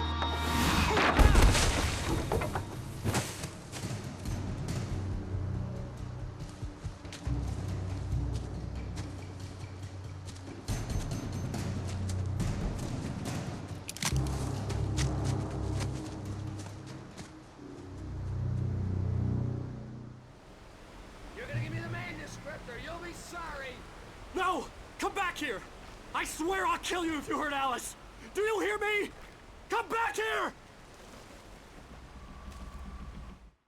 On more than one occasion, Alice had tried to explain to me how it felt to be afraid of the dark. To her, darkness wasn't simply the absence of light, but something more tangible than that. It was something you could touch and feel. Worse than that, it was something with a mind of its own, something malicious and malign. For her, things changed when they were wrapped in darkness. They turned into something else, something foreign, and nothing was safe or innocent anymore. I'd never really understood what she meant, until now. He had Alice, and he wanted the manuscript because he thought it held some magical power, but I had no manuscript to give him. I had to get back to Barry and figure out my next move.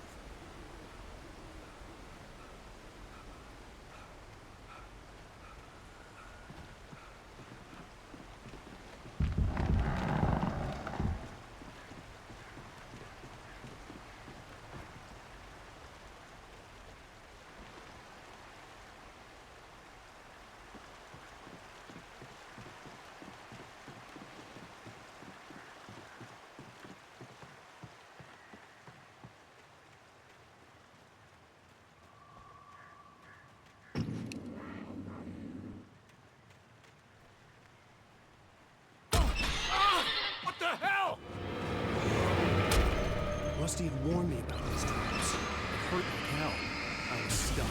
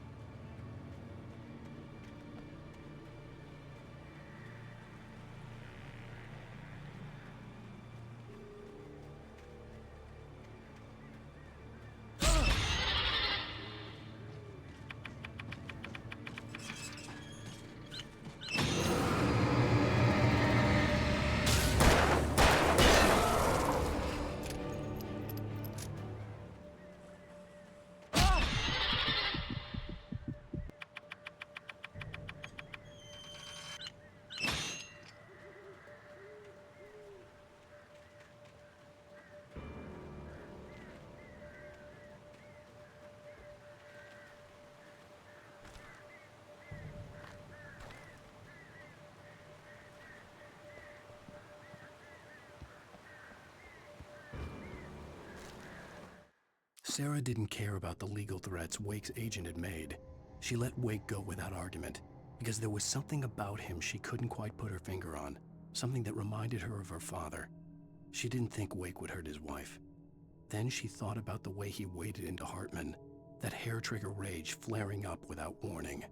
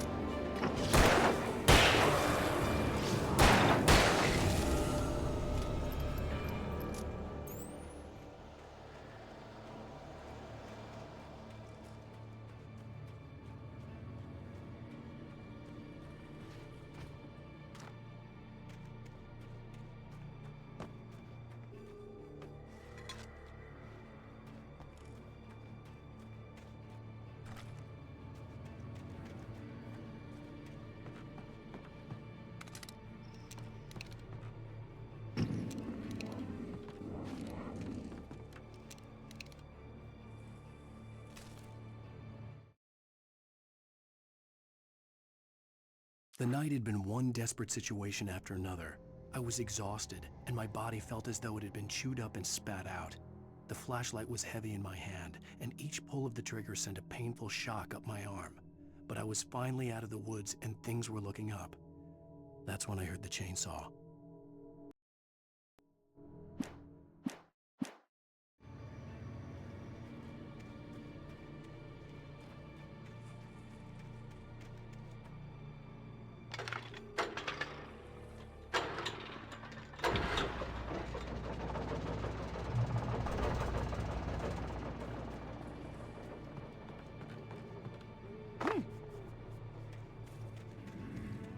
I had heard the plane fall. It made no sense. It was clear that it had just fallen down, but it was very old and obviously hadn't flown in decades. Looking at it sent a shiver down my spine.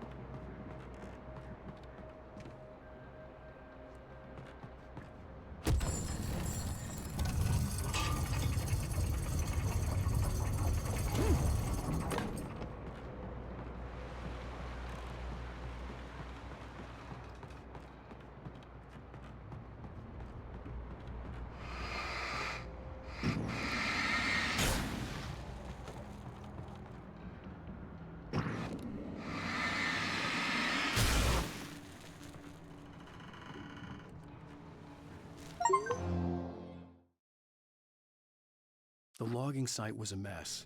The modular office had been pushed off the cliff. Deputy Thornton climbed up from the wreckage excited, breathing hard from the exertion. Nobody there. It's weird.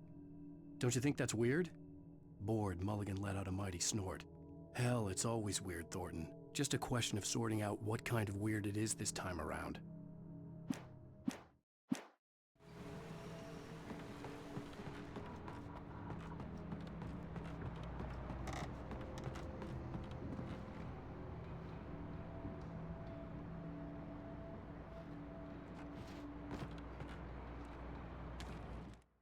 When Barry saw the darkness attack the visitor center, it made him a believer.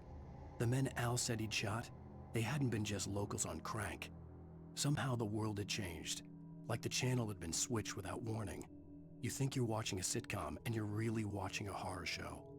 When the birds started attacking the cabin, Barry wasn't surprised, just terrified.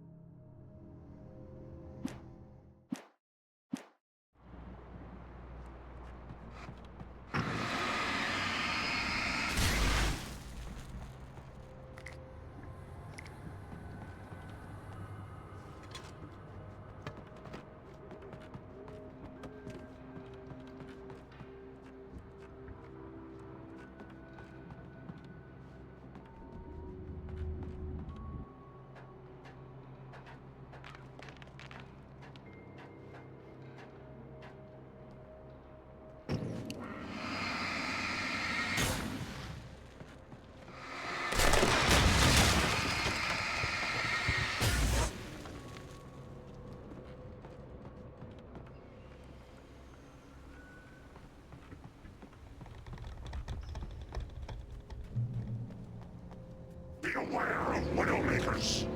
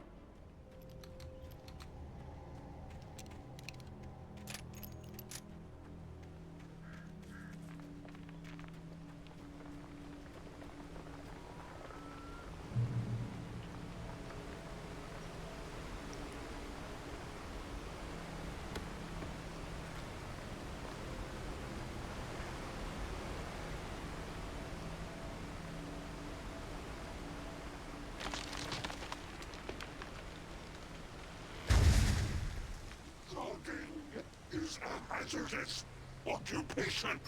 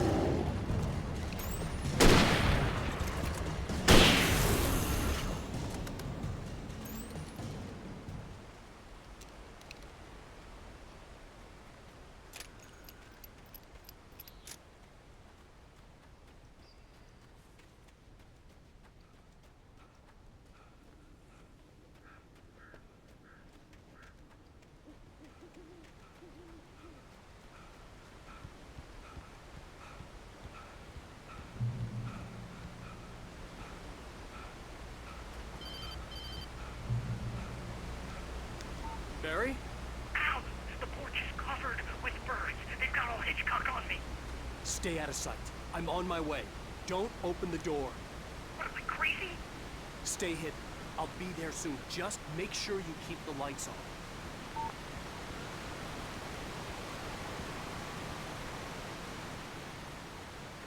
I still had to reach Barry at the cabin, but at least I was out of the woods.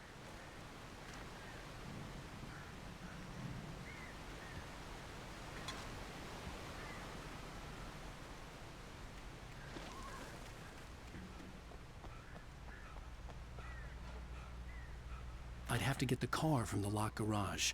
It would get me back to Barry faster, and the headlights were a welcome bonus.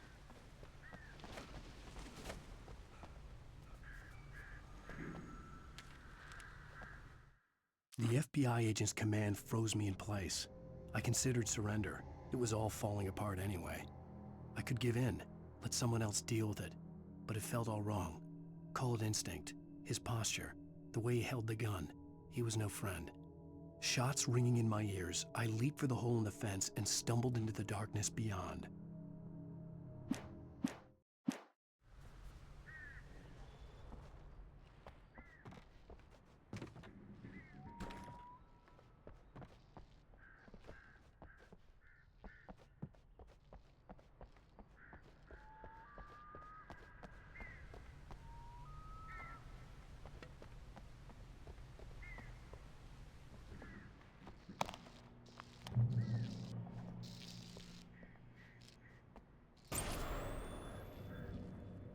story is not a machine that does what you tell it.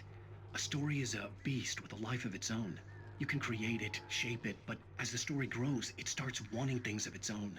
Change one thing and you set off a chain reaction of events that spreads through the whole thing. The characters have to be true to themselves. The events need to follow a logic that fits the story. A single flaw and the magic is gone. The story dies. Alice dies.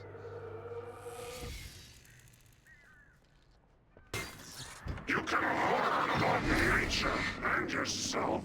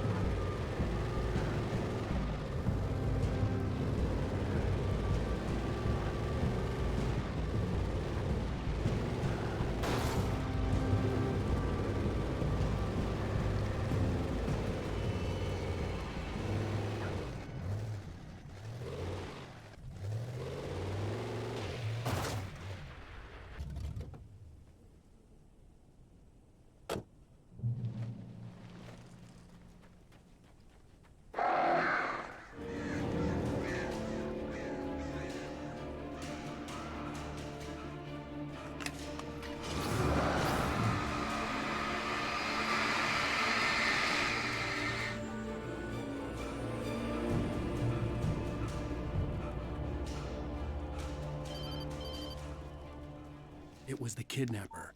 You son of a bitch! Where's my wife? Enough horseplay, Wake. You deliver the manuscript, and you can have your woman back. Simple as that. I don't... Listen. I'm gonna need time to finish it. I still need to write the ending. I need a week. It's not done? I need a week. 2 days. The old Bright Falls coal mine is nearby. You can find it easy, city boy. The main building, there at noon. You bring the manuscript, you'll get your wife. If not, well, get me? Yes, I get you.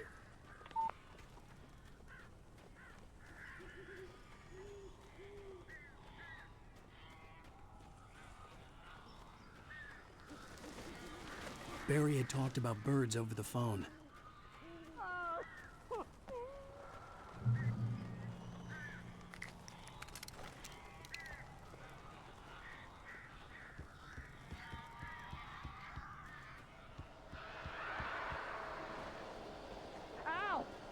I am so glad you're here. A couple of them got in here before I blocked the chimney. This isn't normal. These birds are weird.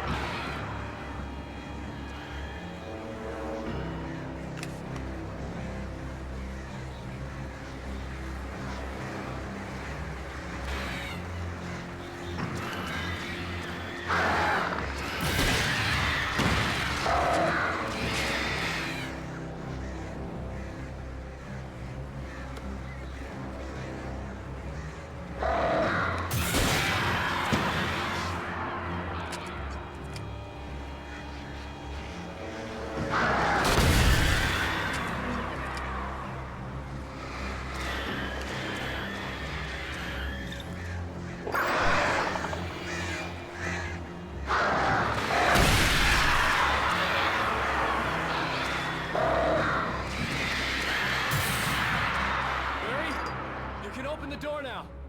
They're gone. Hey, Al. I'm sorry for thinking you were having a psychotic episode, man. I sent Barry to the town to ask around about a man fitting the kidnapper's description. He'd go through the archives of the local paper. Perhaps he could learn something. Anything about the island and the cabin that had disappeared. The man wanted a manuscript. I had to try to write him one to get Alice back.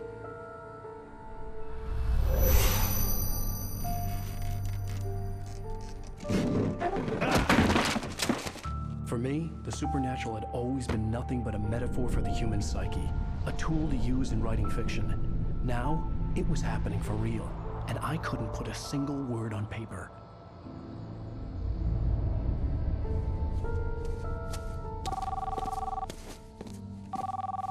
Barry Wheeler speaking. This is Rose. Rose? I found Mr. Wake's pages. Oh, you sweet, brilliant girl. Could you and Mr. Wake come get them? I live in the trailer park outside the town. We'll be there in less than an hour. Bye now. See you soon. Have a great day. Hope you come back soon. Welcome to the Old Deer Diner. Good girl.